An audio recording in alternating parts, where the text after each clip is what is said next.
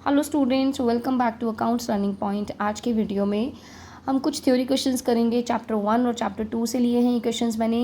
ये आपके mid term exams के पॉइंट ऑफ व्यू से काफ़ी इंपॉर्टेंट क्वेश्चंस रहेंगे। What is meant by accounting? Accounting का मीनिंग है आर्ट ऑफ रिकॉर्डिंग, कैसे रिकॉर्ड करना है, classifying, summarising and communicating financial information, और उस फाइनेंशियल इन्फॉर्मेशन को कैसे हमने कम्युनिकेट करना है to the users for correct decision making, जिससे वो डिसीजन ले सकें, राइट।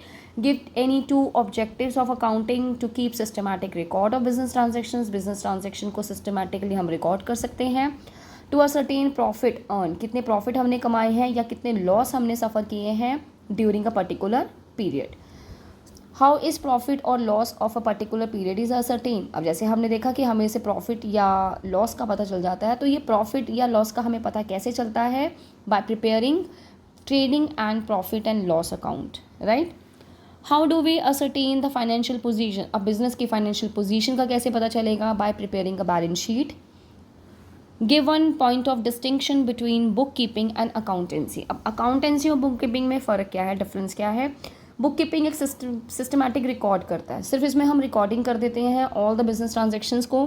और जहाँ पर अगर देखा जाए अकाउंटेंसी में हमने देखा इसमें हम रिकॉर्ड भी करते हैं, इसमें क्लासीफाई भी करते हैं, समराइज भी करते हैं, और इम्पॉर्टेंटली टू असर्टेन प्रॉफिट निकालते हैं, लॉस या अगर लॉस हो रहा है तो लॉस कैलकुलेट करते हैं, और फाइनेंशियल पोजीशन का भी पता चलता है।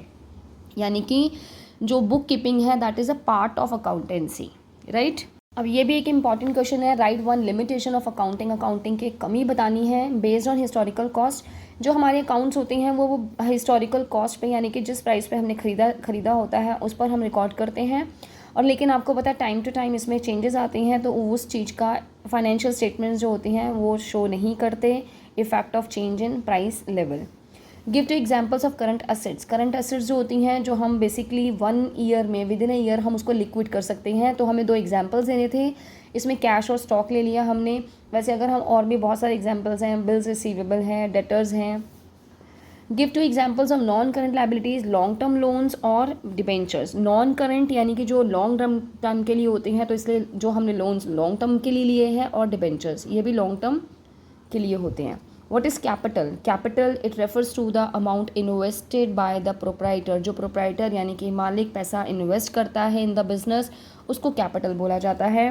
What is the difference between cash discount and trade discount? Trade discount basically allow तब किया जाता है जब हम बल्क में सामान खरीदते हैं, ठीक है। तो when trade discount is allowed by seller देता है अपने कस्टमर्स को एट अ फिक्स परसेंटेज पे, उसके लेस प्राइस पर। जो वो सामान खरीदता है उसके लेस प्राइस पर एक फिक्स परसेंटेज से ट्रेड डिस्काउंट मिलता है, अलाउ किया जाता है। और कैश डिस्काउंट इसलिए दिया जाता है जिससे कस्टमर्स को प्रॉम्प्ट किया जाए कि वो पेमेंट कर दें, ठीक है। अब ये जो डिस्काउंट अलाउ किया जाएगा, ये कैश अगर हम खरीद रहे हैं माल, या हम क्रेडिट पे खरीद रहे हैं यानी कि, तो भी अलाउ किया जाता है। मतलब सेलर तब भी अलाउ करता है, ठीक है। और ये सेलर तभी इसलिए अलाउ करता है कि पेमेंट हो जाए, तो पेमेंट मिलती है तभी कैश डिस्काउंट अलाउ किया जाता है। It is not record in the books of accounting. हम इसको अकाउंट्स में अपने बिल्कुल शो नहीं करते, अमाउंट को माइनस करके दिखा देते हैं, कहीं पर नामो निशान नहीं होता कि ट्रेड डिस्काउंट था। सिर्फ यहाँ पर हमें कैश डिस्काउंट की एंट्री की जाती है, इसको रिकॉर्ड किया जाता है। 2 एग्जांपल्स बताने हैं रेवेन्यू एक्सपेंडिचर के। रेवेन्यू एक्सपेंडिचर ऐसे एक्सपेंडिचर होते हैं जो हम डेली मतलब रेगुलर बेसिस पे करते हैं, जैसे हम जो गुड्स बेच रहे हैं उसकी क्या कॉस्ट है, या हम जो सैलरी दे रहे हैं अपने एम्प्लॉयज़ को।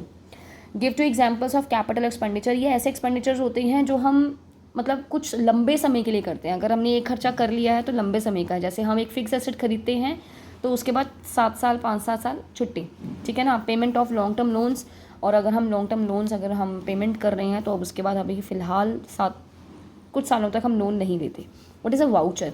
वाउचर एक ऐसा डॉक्यूमेंट होता है जिसके बेसिस पर ट्रांजेक्शन्स जो होती हैं फर्स्ट टाइम रिकॉर्ड की जाती हैं इन द बुक्स। यानी कि जैसे जर्नल वगैरह हम बनाते हैं तो वाउचर के हेल्प से ही बनाते हैं। What is the full form of GST, goods and service tax? What is the meaning of turnover? Turnover means total sales made in a particular period. एक particular period में जो total sales की जाती हैं उसको turnover बोला जाता है, ठीक है। तो आई होप आपको वीडियो अच्छी लगी होगी। Like the video, subscribe my channel and share with your friends also. Thanks for watching.